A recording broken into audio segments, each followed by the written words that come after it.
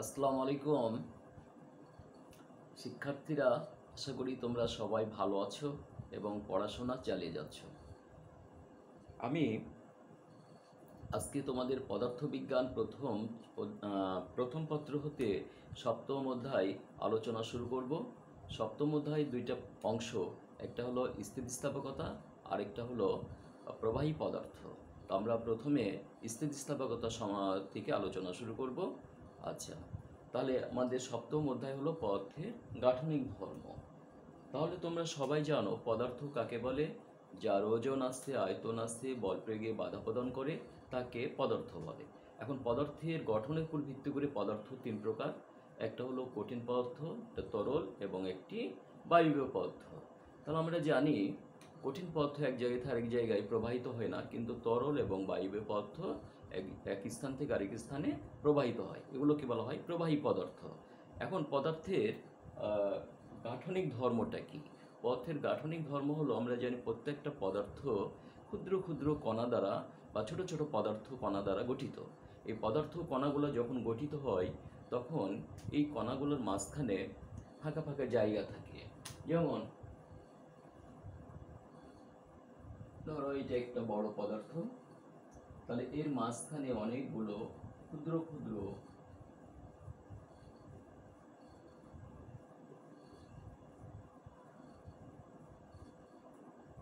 পদার্থ কণা আছে। এই ক্ষুদ্র ক্ষুদ্র কণাগুলো দ্বারা একটা বড় পদার্থ তৈরি। তার এই ক্ষুদ্র ক্ষুদ্র কণাগুলো মাঝখানে যে ফাঁকা জায়গাগুলো আছে, সেগুলোকে বলা হচ্ছে আন্তঃআণবিক স্থান, ইন্টারমলিকুলার স্পেস। এই ফাঁকা জায়গাটাকে বলা হচ্ছে আন্তঃআণবিক স্থান। আর এই যে একটা নির্দিষ্ট দূরত্বে পদার্থের কণাগুলো অবস্থান করছে, তাহলে তো নর্মালি অবস্থান করার কথা না। তাহলে এদের মধ্যে একটা আকর্ষণ বল কাজ করে। এই আকর্ষণ বলটাকে বলা হচ্ছে কি? আন্তঃআণবিক আকর্ষণ বল। তাহলে পদার্থের বিভিন্ন কণার মধ্যে যে আকর্ষণ বলটা কাজ করছে, সেটাকে বলা হচ্ছে আন্তঃআণবিক আকর্ষণ বল। এই পদার্থের কণাগুলো কত ডিস্টেন্সে, কত দূরত্বে অবস্থান করছে, সেটার উপর ভিত্তি করে আসলে পদার্থ কঠিন না তরল বা বায়বীয়, এইটা আমরা পাই। কঠিন পদার্থের কণাগুলোর মাঝখানে ফাঁকা জায়গাটা খুবই কম, সেই জন্য কঠিন পদার্থের ভেতরে অন্য কোনো পদার্থ ঢোকানো খুবই কঠিন, বল প্রয়োগ ছাড়া যায় না। আবার তরল পদার্থের মধ্যে, যেমন পানির মধ্যে, সহজে আমরা কোনো বস্তু ছেড়ে দিলে চলে যায় বা আমরাও হাবুডুবু খেতে পারি। আচ্ছা, সিমিলার বায়বীয় পদার্থের কণাগুলো আরও অনেক দূরত্বে অবস্থান করে বলে আমরা বাতাসের মধ্যে আমরা কি করি? অবাধে বিচরণ করতে পারি। তাহলে পদার্থের কণাগুলোর মাঝখানে যে ফাঁকা জায়গা, সেটাকে বলা হচ্ছে আন্তঃআণবিক স্থান। এবং একটা পদার্থের বিভিন্ন কণার মধ্যে যে আকর্ষণ বল, সেটাকে বলা হচ্ছে আন্তঃআণবিক আকর্ষণ বল। তাহলে এই যে কণাগুলা এই যুক্ত অবস্থায় আছে, এটার মধ্যে বিভিন্ন বন্ধন কাজ করে। তোমরা রসায়নে পড়বে, সেটা সমযোজী বন্ধন, আয়নিক বন্ধন, হাইড্রোজেন বন্ধন, ধাতব বন্ধন, এই জাতীয় বন্ধনগুলো পড়বে। এইরকম বিভিন্ন বন্ধনের কারণে পদার্থের কণাগুলো পরস্পর এই আবদ্ধ থাকে। আচ্ছা, তাহলে আমরা এখন পড়ব। আমরা যেটা বলেছিলাম যে প্রথম অংশটা হলো স্থিতিস্থাপকতা, সেই অংশটা আমরা এখন শুরু করব।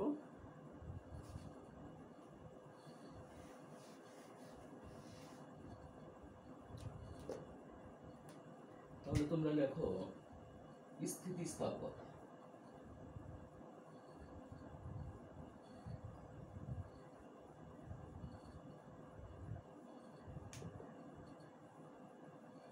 স্থিতিস্থাপকতা, ইলাস্টিসিটি বিষয়টা কি? স্থিতিস্থাপকতা হলো, আমরা কোনো একটা বস্তুকে বা স্প্রিংকে যদি আমরা কি বল প্রয়োগ করি বাইরের দিকে, তাহলে অনেক সময় প্রসারিত হয়, আবার বল অপসারণ করলে আগের অবস্থায় চলে আসে। তাহলে কোনো বস্তুকে যদি আমরা বল প্রয়োগ করি, তাহলে সেটা যদি দৈর্ঘ্যে বা আয়তনে প্রসারিত হয় এবং বল অপসারণ করলে যদি আগের অবস্থায় চলে আসে, সে পদার্থকে বলা হচ্ছে স্থিতিস্থাপক বস্তু বা পদার্থ। আর বস্তুর এই ধর্মকে বলা হচ্ছে ইলাস্টিসিটি বা স্থিতিস্থাপকতা। পদার্থের এটা একটা বিশেষ ধর্ম, স্পেশাল প্রপার্টি। কারণ সকল পদার্থকে বল প্রয়োগ করলে প্রসারিত হয় না, কিছু কিছু পদার্থকে বল প্রয়োগ করলে প্রসারিত হয়। তাহলে যে সকল ধর্ম হলো কিছু কিছু পদার্থে আছে, সকল পদার্থ নেই, সেটাকে বলা হচ্ছে স্পেশাল, অর্থাৎ বিশেষ ধর্ম। আচ্ছা, যেমন আমি একটা রাবার ব্যান্ড আমার হাতে, এইটার দৈর্ঘ্য এতটুক ছিল, এটাকে যদি আমি বল প্রয়োগ করি তাহলে প্রসারিত হলো। আবার বল অপসারণ করলে আগের অবস্থায় চলে আসলো। তাহলে এই যে রাবার ব্যান্ড, এটাকে বাইরের দিকে বল যে প্রয়োগ করছে, এটা এক্সটার্নাল ফোর্স বা প্রযুক্ত বল, এই বলের প্রভাবে এটা প্রসারিত হচ্ছে। আর বল আমি ছেড়ে দিলাম, তার মানে এর ভেতরে একটা বলের সৃষ্টি হলো। যে পরিমাণ বল প্রয়োগ করেছিলাম সেই বলের বিপরীত দিকে আরেকটা বল সৃষ্টি হলো। এটাকে বলা হচ্ছে রিস্টোরিং ফোর্স বা প্রত্যয়নী বল। তাহলে যে বলের প্রভাবে প্রসারিত হচ্ছে আর যে বলটা প্রভাবে আবার ভেতরের দিকে আসছে, এইটাকে বলা হচ্ছে প্রযুক্ত বল এবং প্রত্যয়নী বল। এই দুইটা বল সবসময় সমান। এখন একটা যে বস্তু এত বড় রাবার ব্যান্ড, এখন বল প্রয়োগ করলাম, প্রসারিত হলো, ছেড়ে দিলাম, আগের অবস্থায় আসলো। এই ব্যাপারটা কি বলা হচ্ছে ইলাস্টিসিটি বা স্থিতিস্থাপকতা। তাহলে কোনো বস্তুর উপরে বাইরে থেকে বল প্রয়োগ করে যদি সেটা আয়তনের বা দৈর্ঘ্যের প্রসারণ ঘটানো হয় এবং বল অপসারণ করলে যদি বস্তুটা আগের অবস্থায় চলে আসে, তাহলে সেটাকে বলা হচ্ছে স্থিতিস্থাপক বস্তু। আর বস্তুর এই ধর্মকে বলা হচ্ছে স্থিতিস্থাপকতা। এখন স্থিতিস্থাপকতার বিশেষ ধর্ম বলেছি, এখন এইখানে আমরা পড়ব স্থিতিস্থাপক সীমা। স্থিতিস্থাপক সীমা। স্থিতিস্থাপক সীমা বা ইলাস্টিক লিমিট। আমি এই রাবার ব্যান্ডটাকে বল প্রয়োগ করছি, প্রসারিত হচ্ছে, আবার ছাড়ছি, আগের অবস্থায় আসছে। কিন্তু যদি অনেক বেশি প্রসারিত করি, দেখা যাবে যে আগের অবস্থায় নাও আসতে পারে। তাহলে কোনো বস্তু যে নির্দিষ্ট সীমা পর্যন্ত বল প্রয়োগ করলে সেটা প্রসারিত হয় এবং বল অপসারণ করলে আগের অবস্থায় ফিরে আসে, এই যে নির্দিষ্ট সীমা, সেটাকেই বলা হচ্ছে তো স্থিতিস্থাপক সীমা। আর যে নির্দিষ্ট সীমা পর্যন্ত বল প্রয়োগ করলে বস্তু প্রসারিত হয়, বল অপসারণ করলে আগের অবস্থায় চলে আসে, এটাকে বলা হচ্ছে স্থিতিস্থাপক সীমা, ইলাস্টিক লিমিট। আচ্ছা, এবার আমরা পড়ব স্থিতিস্থাপক ক্লান্তি।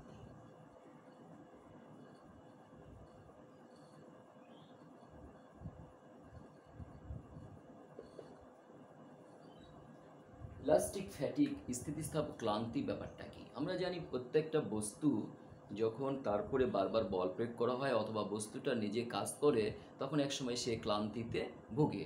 তাহলে এইটাও যেহেতু রাবার ব্যান্ডটাও একটা বস্তু, এটাকেও যদি আমরা বারবার বল প্রয়োগ করে প্রসারিত করি, বল অপসারণ করে আগের অবস্থায় নিয়ে আসি, প্রসারণ করি, আগের অবস্থায় নিয়ে আসি, এই করতে করতে অনেকবার যদি আমরা করি, তাহলে দেখা যাবে এক সময় এটা প্রসারিত হবে, কিন্তু আগের অবস্থায় ঠিক আগের আকারে ফিরে আসবে না বা আগের দৈর্ঘ্যে ফিরে আসবে না।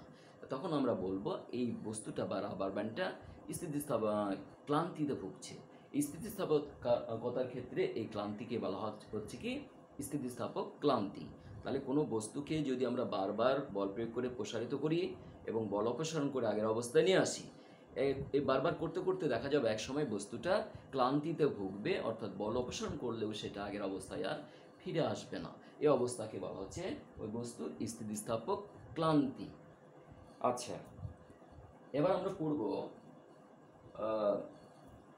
অসহ পীড়ন বা অসহ ভার। অসহ ভারটা কি? পীড়ন পরে অসহ ভার।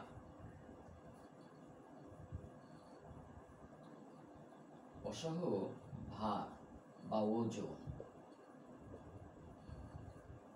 অসহ ভার জিনিসটা কি?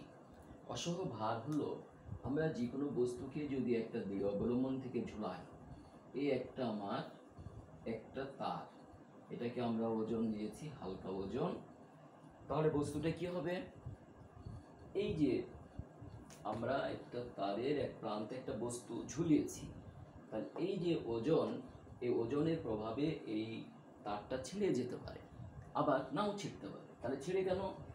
আমরা জানি ওজন সবসময় বস্তুর নিচের দিকে কাজ করে, আর এর প্রতিক্রিয়া হলো উপরের দিকে কাজ করে প্রতিক্রিয়া। এখন এই দুইটা সমান।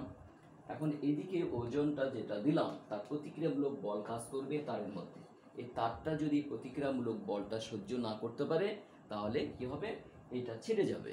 তাহলে ন্যূনতম যে ভারের ক্রিয়ায় কোনো একটা এই যে তার বা যেটা দ্বারা ঝোলাচ্ছি সেটা যদি ছেড়ে যায় বা সহ্য না করতে পারে, সেটাকে বলা হচ্ছে অসহ ভার। তাহলে ন্যূনতম যে ভারের ক্রিয়ায় কোনো একটা বস্তু ছিঁড়ে যায় বা ভেঙে যায়, তাহলে সেটাকে বলা হচ্ছে কি অসহ ভার। এই অসহ ভারের একটা সূত্র আছে, সেইটা একটু জানলে ভালো হয়। অসহ ভার সমান সমান অসহ পীড়ন সমান অসহ ভার ভাগ ক্ষেত্রফল। অসহ পীড়ন এটা একটু জেনে রাখো। অসহ পীড়ন, পীড়ন আমি পড়াবো। অসহ পীড়ন সমান অসহ ভার ভাগ ক্ষেত্রফল। এইটা একটু জানার বিষয়। অসহ পীড়ন সমান অসহ ভার ডিভাইড বাই ক্ষেত্রফল। অসহ ভার ভাগ ক্ষেত্রফল সূত্রটা লাগে। আচ্ছা, এবার আমার দুইটা গুরুত্বপূর্ণ টপিক যেটা আমার জানতে হবে, সেটা একটা হলো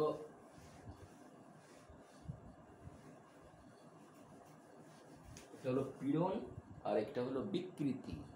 পীড়ন এবং বিকৃতি এটা সম্পর্কে আমার জানতে হবে। তাহলে আমরা প্রথমে জানবো পীড়নটা কি। পীড়ন, পীড়ন। আচ্ছা, আরেকটা হলো বিকৃতি।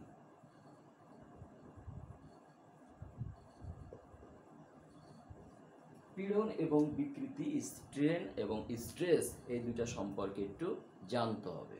তাহলে আমরা প্রথমে জানবো হলো বিকৃতি। আমরা প্রথমে জানছি যে বিকৃতি জিনিসটা কি। ধরো আমার এরকম একটা, আমি দৃঢ় অবলম্বন থেকে একটা মোটা তারকে ঝোলালাম, হালকা একটু ওজন দিলাম, দিয়ে ঝোলালাম। এখন যদি ওজনটা বাড়িয়ে দিই তাহলে সেটা কি হবে?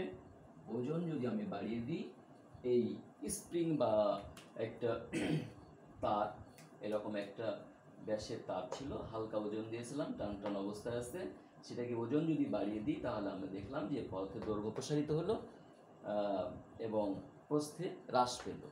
আচ্ছা, তাহলে এখানে বিকৃতিটা হলো কত? মনে করলাম এর মাত্রা, আদি মাত্রা হলো এক্স, পরিবর্তিত মাত্রা হলো ওয়াই। তাহলে মাত্রার পরিবর্তন হলো কতটুকু? এক্স মাইনাস ওয়াই পরিমাণ এটার মাত্রার পরিবর্তন হলো। তাহলে আদি মাত্রা ছিল এক্স, এক্স মাত্রা থেকে মাত্রার পরিবর্তন হলো কত? X minus Y. তাহলে একক মাত্রায় পরিবর্তন হলো এক্স মাইনাস ওয়াই ভাগ এক্স। তাহলে আমরা এখানে থেকে বলছি পরিবর্তিত মাত্রা, বস্তুর পরিবর্তিত মাত্রা ডিভাইড বাই আদি মাত্রা। অর্থাৎ কোন একটা বস্তুকে যখন আমরা নির্দিষ্ট একটা বিন্দু থেকে ঝোলাবো, সেখানে যদি ওজন দিই তাহলে তার মাত্রার পরিবর্তন হবে। তাহলে এই পরিবর্তিত মাত্রা ডিভাইড বাই আদি মাত্রা, এটাকে বলা হচ্ছে কি? বিকৃতি। কোনো বস্তুর পরিবর্তিত মাত্রা ডিভাইড বাই আদি মাত্রা, এটাকে বলা হচ্ছে কি? বিকৃতি। এখন বিকৃতি তিন প্রকার। একটা হলো বিকৃতি তিন প্রকার। আচ্ছা, ক নাম্বার হলো অনুদৈর্ঘ্য বিকৃতি। অনুদৈর্ঘ্য বিকৃতি।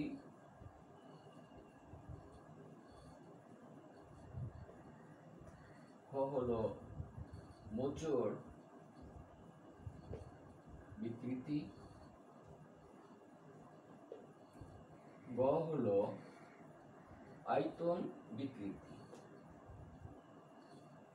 আয়তন বিকৃতি। আচ্ছা, তাহলে বিকৃতির এই যে তিনটা প্রকারভেদ, সেটা আমাদের একটু জানতে হবে, সমীকরণগুলো লাগবে। তাহলে অনুদৈর্ঘ্য বিকৃতি অর্থাৎ দৈর্ঘ্য পরিবর্তন আমরা যে করলাম ওজন বাড়িয়ে দিয়ে, তাহলে মনে করলাম যে দৈর্ঘ্য যদি এটা হলো আদি দৈর্ঘ্য বড় হাতের এল দিই, আর এখান থেকে বাড়লো কতটুকু? পরিবর্তন হলো ছোট হাতের এল। তাহলে পরিবর্তিত মাত্রা ডিভাইড বাই আদি মাত্রা, তাহলে পরিবর্তিত দৈর্ঘ্য ডিভাইড বাই আদি দৈর্ঘ্য, সেটা হলো অনুদৈর্ঘ্য বিকৃতি।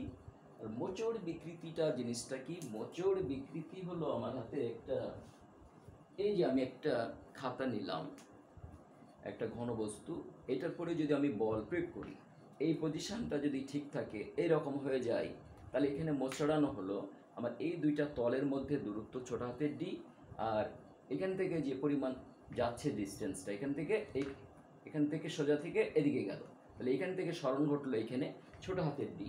তাহলে এবং কোণের পরিবর্তন যদি থিটা হয়, তাহলে মোচড় বিকৃতি থিটা সমান এই আপেক্ষিক স্মরণ ডিভাইড বাই ব্যবধান দূরত্ব। থিটা সমান ছোট হাতের ডি ভাগ বড় হাতের ডি। সোজাসুজি আমি রেখেছি তাহলে আমার এই তলে এবং এটার মধ্যবর্তী দূরত্ব হলো বড় হাতের ডি। আর যখন আমি এটাকে মোচড়ালাম মানে এখানে বল প্রয়োগ করলাম, তাহলে এই যে এরকম গেল, তাহলে এখানে কোণের একটা পরিবর্তন ঘটলো। আর এখান থেকে এখানে যে সরণটা ঘটলো, অর্থাৎ আমার এই যে এ বরাবর ছিল, আমার এইটার মধ্যবর্তী দূরত্ব হলো ডি। আচ্ছা, এখন বল প্রয়োগ করলাম, তখন আমি মনে করলাম যে সেটা চলে আসলো, এই দিকে চলে আসলো। তাহলে এই তল এবং এই তলের মধ্যবর্তী যে ডিস্টেন্স, সেটা আমরা মনে করলাম ছোট হাতের ডি। আর এখানে যে কোণের পরিবর্তন হচ্ছে থিটা, তাহলে এই থিটাকে বলা হচ্ছে মোচড় বিকৃতি বা ক্লিনটন বিকৃতি, শেয়ারিং স্ট্রেন। তাহলে সেটা হলো থিটা সমান সমান এই যে ডি ভাগ বড় হাতের ডি, হ্যাঁ, আপেক্ষিক সরণ ডিভাইড বাই ব্যবধান দূরত্ব, এটাকে বলা হচ্ছে মোচড় বিকৃতি বা ক্লিনটন বিকৃতি। আচ্ছা, আরেকটা হলো আয়তন বিকৃতি। আয়তন বিকৃতিটা হলো, মনে করলাম একটা বস্তুর ছিল আয়তন এরকম বড় হাতের ভি। এখন আমি যদি বল প্রয়োগ করি বাইরে থেকে, তাহলে মনে করলাম এর আয়তন হয়ে গেল ছোট হাতের ভি। তাহলে পরিবর্তিত আয়তন ডিভাইড বাই আদি আয়তন, পরিবর্তিত আয়তন ডিভাইড বাই আদি আয়তন, সেটাকে বলা হচ্ছে কি আয়তন বিকৃতি। যেহেতু আমাদের বিকৃতিতে বলেছি যে পরিবর্তিত মাত্রা ডিভাইড বাই আদি মাত্রা, তাহলে সব ক্ষেত্রেই পরিবর্তনটা হবে উপরে, এটাকে বলা হচ্ছে কি আয়তন বিকৃতি। এই আচ্ছা,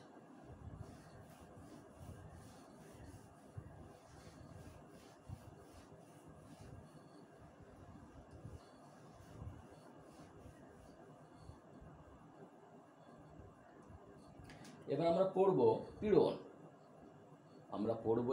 পীড়ন। তাহলে পীড়নটা হলো কোনো বস্তুর উপরে আমরা যদি বল প্রয়োগ করি, একই অবস্থা। একটা যদি স্প্রিং কল্পনা করি, এই আমরা মনে করলাম একটা স্প্রিং, এই স্প্রিং এর নিচে আমি হালকা একটু ওজন দিলাম টান করে রাখার জন্য। এখন ওজনের পরিমাণ যদি বাড়িয়ে দিই, তাহলে স্প্রিংটা হবে আমার প্রসারিত হবে একটু। আচ্ছা, ওজনটা বাড়িয়ে দিয়েছি, তাহলে এখান থেকে আমার প্রসারণ হলো এই পরিমাণ। আচ্ছা, তাহলে এখানে যে ওজনটা প্রয়োগ করলাম এফ পরিমাণ, বল প্রয়োগ করলাম এফ পরিমাণ বা ওজন ডাব্লিউ পরিমাণ প্রয়োগ করলাম, তাহলে এটা প্রসারণ হলো। তাহলে কোনো একটা বস্তুকে যখন প্রসারণ করব, যেমন আমি রাবার ব্যান্ড নিয়ে আমি দেখেছিলাম যে যখন আমরা বল প্রয়োগ করেছিলাম, তখন কি হয়েছিল, দৈর্ঘ্য বৃদ্ধি পেয়েছিল। আমরা মনে করলাম যে আদি দৈর্ঘ্য এতটুকু, বল প্রয়োগ করেছি বাইরের দিকে, তাহলে প্রসারিত হয়ে দৈর্ঘ্যের একটা পরিবর্তন হলো। এটাকে আমি ঝুলিয়ে দিয়ে যখন করব এইভাবে, তাহলে এইভাবে আসছে, এখন বল যদি প্রয়োগ করি প্রসারিত হলো, তাহলে দৈর্ঘ্যের পরিবর্তন ঘটলো। তাহলে দৈর্ঘ্যের পরিবর্তন ঘটাতে গেলে আমাদেরকে কি করতে হলো, এই বস্তুর উপরে একটা বল প্রয়োগ করতে হলো। বল আবার অপসারণ করলে বস্তুটা আগের অবস্থায় চলে আসছে। তাহলে যে বলের প্রভাবে বস্তুটা প্রসারিত হচ্ছে সেটাকে বলা হচ্ছে প্রযুক্ত বল, এক্সটার্নাল ফোর্স। আর প্রযুক্ত বল অপসারণ করলে বস্তু একটা বলের প্রভাবে আগের অবস্থায় চলে আসছে, এটাকে বলা হচ্ছে প্রত্যয়নী বল বা রিস্টোরিং ফোর্স।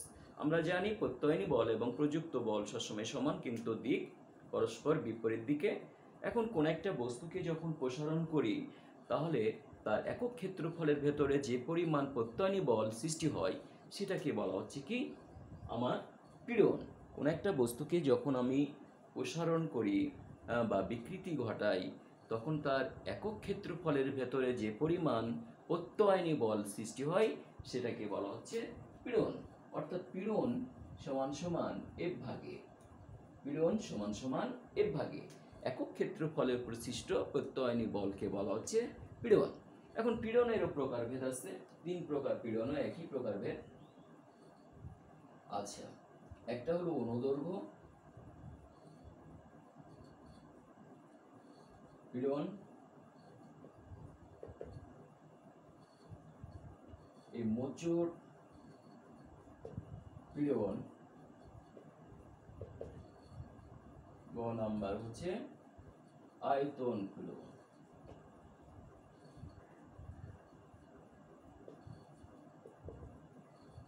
তোমাদের মনে রাখতে হবে যে যেই রকমই পীড়ন হোক, পীড়নের সমীকরণটা হলো অলওয়েজ এফ ভাগ এ।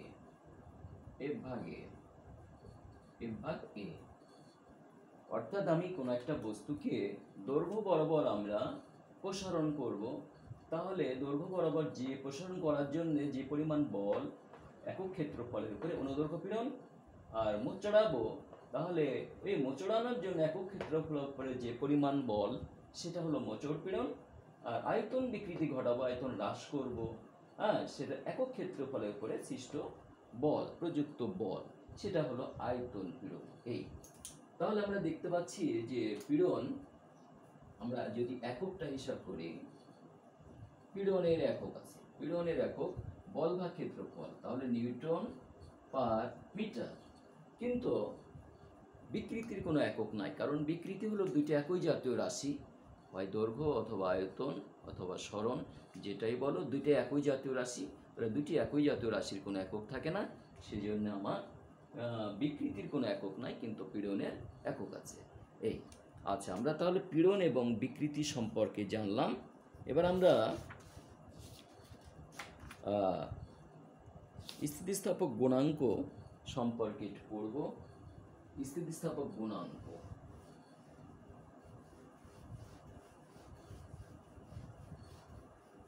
আচ্ছা তাহলে তোমরা লিখো যে স্থিতিস্থাপক গুণাঙ্ক।